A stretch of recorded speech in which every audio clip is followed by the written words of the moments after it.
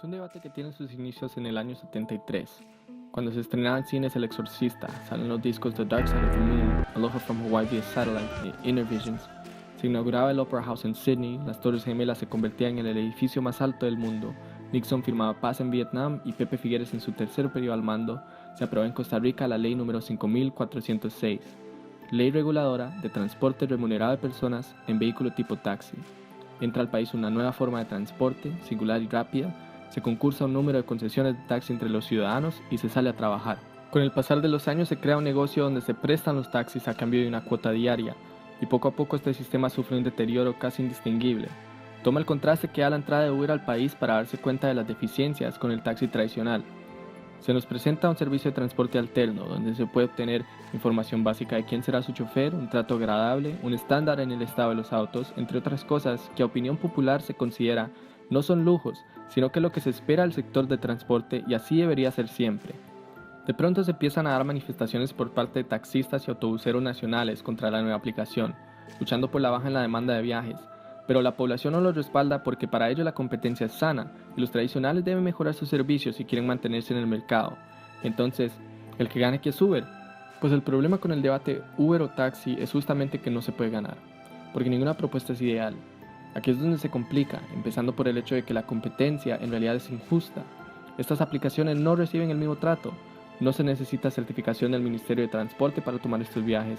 No se debe portar licencia C1, no se debe pagar impuestos, no se debe tener seguro que cubra terceros y tampoco sus precios los regula la ARECEP.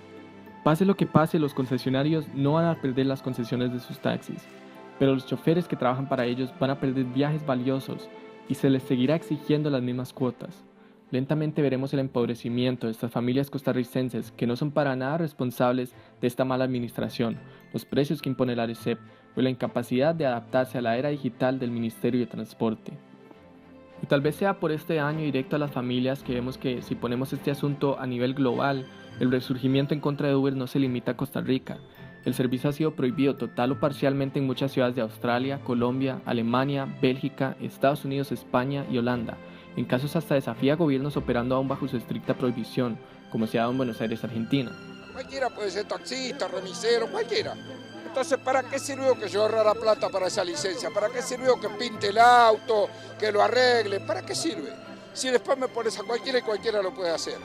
Y es que muchos de estos países coinciden en que el problema no es directamente con Uber, sino la complejidad de factores que representa. Es más, en muchos de estos países se pudo haber evitado los roces entre gobierno y Uber si se evitara la táctica de ingreso a estos mercados tan violenta y brutal.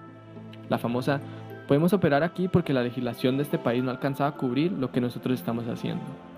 Y es que tampoco se limitan las oposiciones a grupos de taxistas tradicionales. Últimamente los choferes de Uber han levantado protestas en París, Nueva York, San Francisco, Manchester, México y demás. Una de las causas siendo las responsabilidades patronales. Uber no quiere ver a sus choferes como empleados, sino como socios. Eso significa que todos los beneficios que reciben usualmente de un empleador, Uber los evade. Otra incidencia es con las bajas en la paga. Esto en un sistema en el que ya se le debe el 25% de toda ganancia a Uber.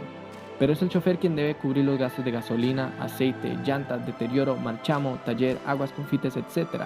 Mientras Uber solo gasta en mantener su propia aplicación.